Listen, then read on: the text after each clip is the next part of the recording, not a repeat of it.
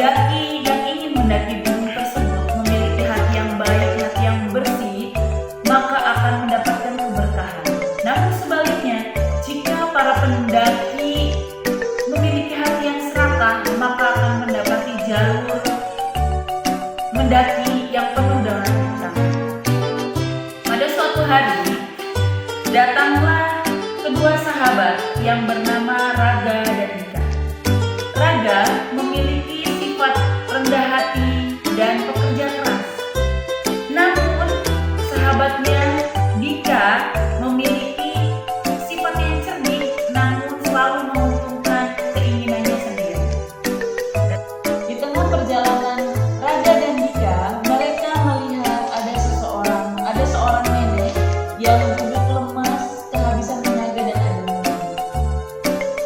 Tapi Raga langsung berlutut dan menawarkan bantuan kepada nenek ini dan memberikan sisa air minum yang Raga punya.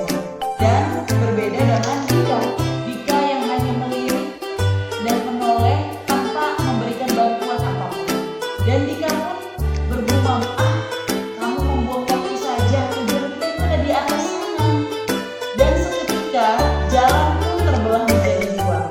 Jalan di depan Raga terlihat panjang berkelok-kelok namun indah.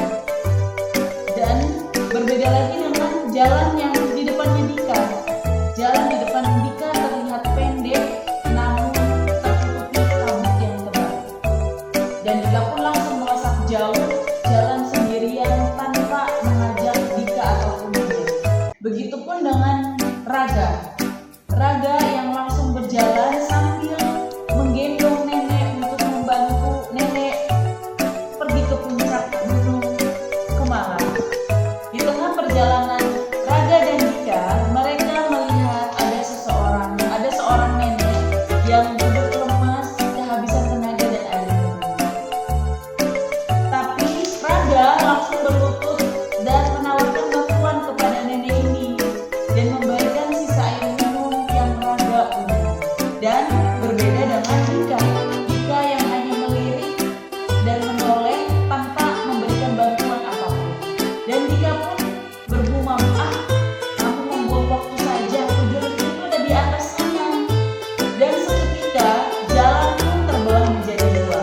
Jalan di depan Raga terlihat panjang berkelok-kelok namun indah. Dan berbeda lagi dengan jalan yang di depannya Dika. Jalan di depan Dika terlihat pendek namun tertutupi kabut yang tebal.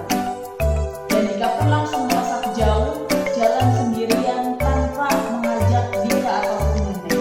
Begitupun dengan Raga yang langsung berjalan sambil menggendong nenek untuk membantu nenek pergi ke puncak gunung Kemalang.